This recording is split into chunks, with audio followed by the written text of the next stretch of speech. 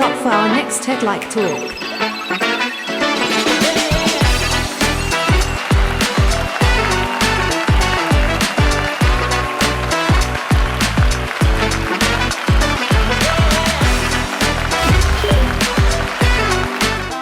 Hello all. Thank you for joining me today. I'm Daksha, and I work as a senior design researcher with Vadhwani AI. Today I would be talking to you about how can we design for AI products that reach scale, and particularly in the development sector. I will be doing this using an example of a product of our organization that is called Oral Reading Fluency Tool. So, I'm a design researcher, I design for social good, and I'm from Vadhwani AI that builds AI-based products for the underserved communities. And we work directly with governments and global not-for-profits to reach our mission. So for designing products that are based on AI and that have to reach scale, but particularly in the development sector, there are three things that we have to understand. One is we need to understand the existing system and policies of which we are going to be a part of. Then we need to thoroughly understand the emerging technology, and then we need to understand the emerging users. So I want all of you to put on your teacher hats and go back to the time where you helped a young child out or you helped your younger sibling out when reading a story. Let's consider the story of Pranjal and Himani. એકલા મોજાવામાં શ્રી મોરો ન ભો કરીને મોજા ન આવી તેને થયું ચાલ. You heard that? Yeah? Now let's hear Himani read a story. શિયાળાના દિવસો હતા. કડકતી ઠંડી પડતી હતી. દરબારમાં બેઠા બેઠા અકબર બાદશાહના મનમાં એક વિચાર આવ્યો. Okay. When both of them are asked to read a story, both Pranjal and Himani, Pranjal would say, "मुझे डर लग रहा है," or "I'm very scared of reading." And Himani would say, "एक और पढ़ सकते हैं क्या? Can I read one more?" So, in what you heard right now, the key difference in, they're both from the same grade, same age group, reading the same kind of paragraph in Gujarati. The key difference between what they were reading is the accuracy and the fluency. Out of these two, one child would continue in succeeding and achieving grade level competency or doing the tasks that are required of them in a particular grade. This was grade 4. And the other child would continue to lag behind and not be able to, achieve the grade level tasks. And these are just two students with two varying reading levels. There are students in between. India has a bold goal. And India's bold goal is that by 2026-27, all of our students would be able to read. They would have the foundational literacy and numeracy competencies. But we are a little shy from that, by a large margin. By USR reports of 2022, and according to FLS study, 60% of grade 5 students cannot read grade 2 level text. And only 21% of children meet global minimum proficiency in oral English and 23% in Hindi. If this is such an important skill, right, to read, how should we assess that? And you all just did assess that.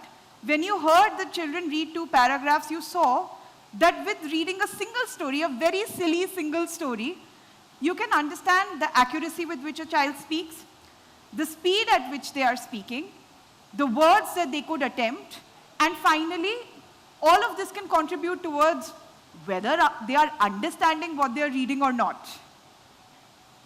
If it's so simple, is it practiced in the classroom? Yes and no. Mostly no, because it's a largely manual task. It's tough to track over time. You can look at this classroom, right? There are 3 grades sitting inside a single classroom, 3, 4, 5. The pupil to teacher ratio is high, and all of this data is not centrally captured to take meaningful decisions based on that. But it is essential. It's essential because if this is not captured and a teacher is not able to realize that, they continue to teach only a few students and not all who fall below the line, right? Or above. So we built exactly that. We built an oral reading fluency assessment tool that assessed children reading grade-appropriate paragraphs, and then we were able to identify their speed, their accuracy, words read incorrectly, extra words, etc. And this close alignment with the policy and bring focus to this, our close alignment with policy and the need of the system allowed us to reach scale. In Gujarat, alongside Vidya Samiksha Kendra and with our partner Convegenius, we were able to reach 33,000 schools in Gujarat, and we were able to reach almost 120,000 teachers and 2.6 million students. So what can designers take away from this? I yapped a really long time about what the product is, but what really can we take away from this? That designers can advocate for people's right and build relevant products by truly understanding policy intentions and the needs of the system. We talked about understanding existing policies and understanding the existing system. Now let's dive into understanding emerging users. I speak of emerging users in two aspects. And all of us are also emerging users now, right? But I speak of emerging users in two aspects. The first-time users of AI systems who are experiencing automation of something very core in their core of their context, right? Something very deeply rooted in their context. And the other one is the upcoming users of technology, or what we call the next billion users. So fluency according to policy means this hygienic numerical understanding, that a child meets global proficiency level if they are in any of these brackets, right? So they have divided all the students in 4 cohorts, and they imagine that hygienically we would be falling into, the students would be falling into one of those. But the reality on field and the understanding of fluency that teachers have is very different than what the app is proposing or the policy is proposing. Not wrong, just different. Here, teachers' focus is more on understanding, if my child is a good reader, it is to understand whether they can attempt different types of words, right? And these include the complex digraphs and trigraphs, or much simply put, words like samriddhi, paristhiti in Hindi, right? Quite a tongue twister. So for them, this tacit understanding was cornerstone of understanding whether their student is a proficient reader. So we understood 2 things. The manner in which we were automating is not something that's aligned with users' understanding on the field, although it aligns with the policy. So we need to work for that. And second, that users' own understanding, right, their tacit understanding, as we say, should not go unnoticed. We should bring it back and evaluate our systems according to that, and that did us a lot of good. Once we started mapping out where is it that students took time, we understood that exactly where teachers said that they would take time, they took time. And this has led to, this has become a foundational piece of our remediation work, where we move beyond just assessing students. So we understood that when we go onto the field, we need to understand their perception and we need to understand their knowledge, but we also need to understand their emotion. We've been talking about Gujarati and Gujarat context. Take out Gujarati and put English in that, and suddenly everything changes. Teachers' own comfort with teaching English language and students' own comfort with talking in English is very different than what they would feel while talking in their mother tongue, right? So these cohorts did not make sense, right? In fact, they were uncomfortable with being assessed. Okay, you can assess me, but can you tell me the answer also, please? Right? Can you create a moment for me, of learning for me as well? And we did that. This is our remediation piece that we've been working on, and we will pilot soon, that actually not only assesses, but also assists in people learning where they went wrong. So what can designers take away from it? And I'm very intentional on giving you the story first so that you go through the hard part and then come to the good bit.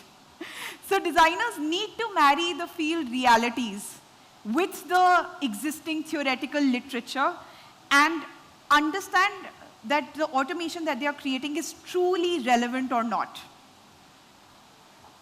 The exciting bit, emerging technology. We've been talking about AI and ML and, we've heard a lot about it. So I will delve into some very real ways in which we dealt with this in our solution, the shortcomings of this in our solution, and struck a partnership with the users and struck a partnership with the technology. So, as you know, that our solution uses automatic speech recognition to listen to students' recording and then understand where is it that they are at. And these are some of the things I uncovered. That AI outputs are uncertain. They are probabilistic in nature. Second, that AI system itself can be a combination of a lot of models, right? It can be a combination of a lot of things.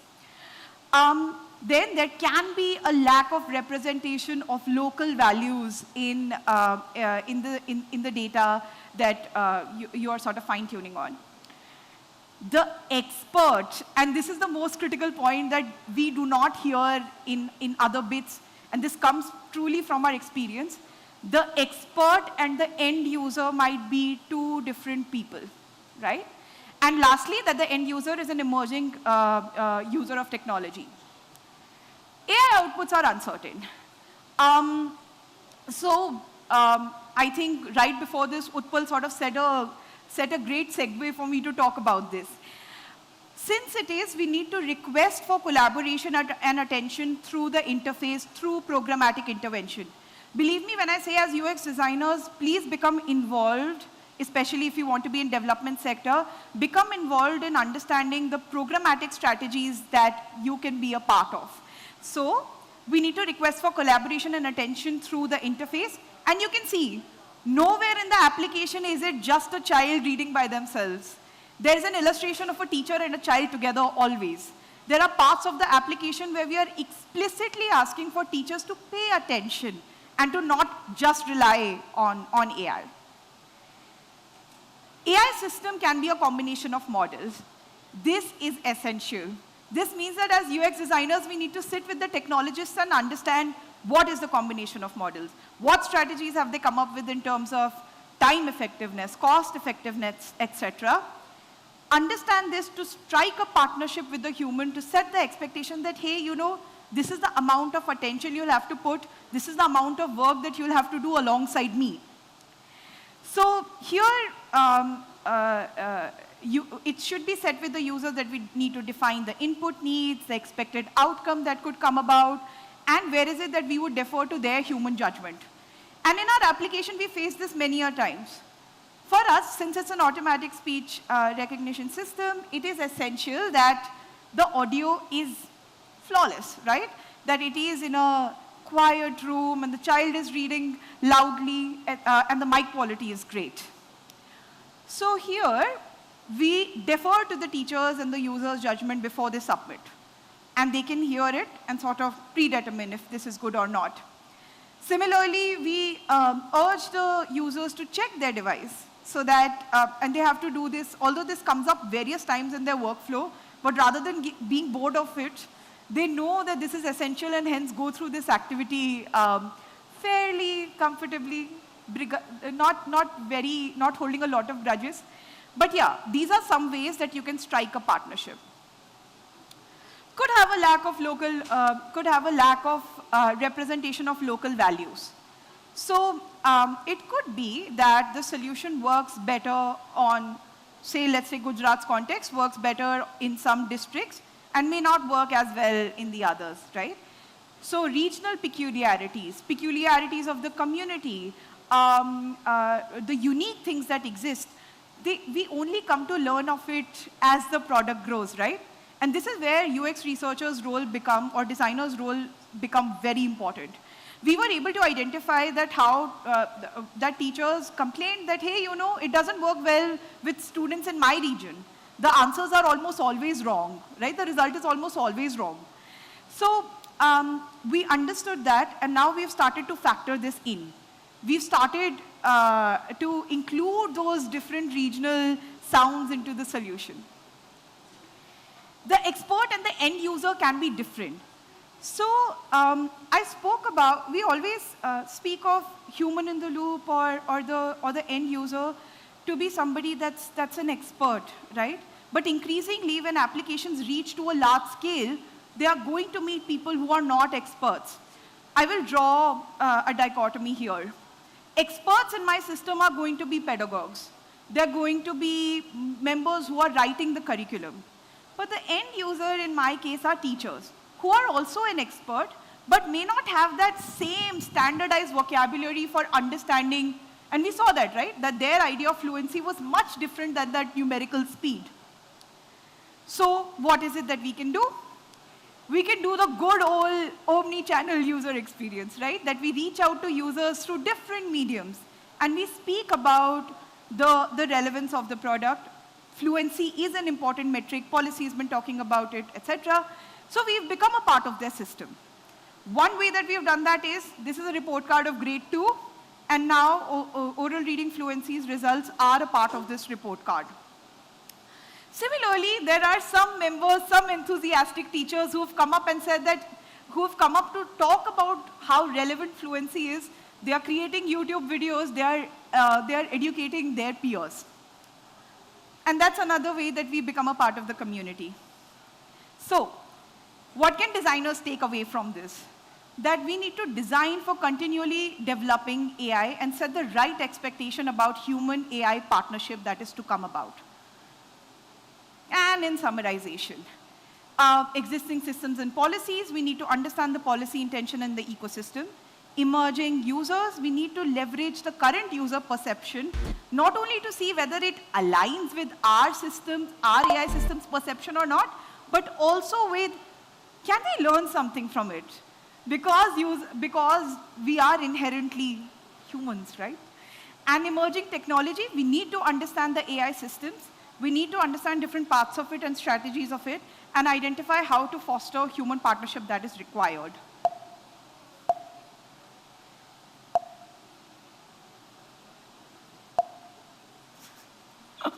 I need to move forward. Can you move a slide forward? It's not happening. Oh, it's happening. All righty. Thank you. That's it from my side. And let's connect. I'm Daksha Dixit on LinkedIn. And please become a part of my wonderful institute, Vadhwani AI, and follow them on LinkedIn. That's it. That's me. Thank you. Thank you for hearing me out. Wow, thank you, Daksha. Can we have questions? The floor is open for questions. There's one member there. Yeah, thank you so much, Daksha, for this, because children are the one who is being ignored in most of the times, as we believe that they can learn things over a period of time, right? I have one question on this. Like, you spoke much about the technology. So when technology evolves, there is something called inclusivity to become a part of it, right? So there is a data says that there are 10 to 12 million of people in India have the issue of stammering. So through technology or something, like, children are the most number one, and only 5% of the children are able to come out of it, it seems.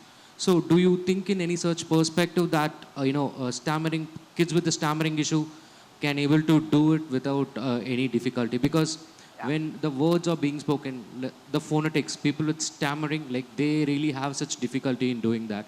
So I would like to take it to that part of, how did you handle it? I love that question. Thank you for asking that. I didn't catch your name. Yeah, myself, Uday Kumar from Siemens Technologies. Uday Kumar? All right. Thank you for asking this question. And I think this is our pursuit. The pursuit is to first measure, at least, right? with the solution that they raise, and this is just a sliver of it's just an example, right?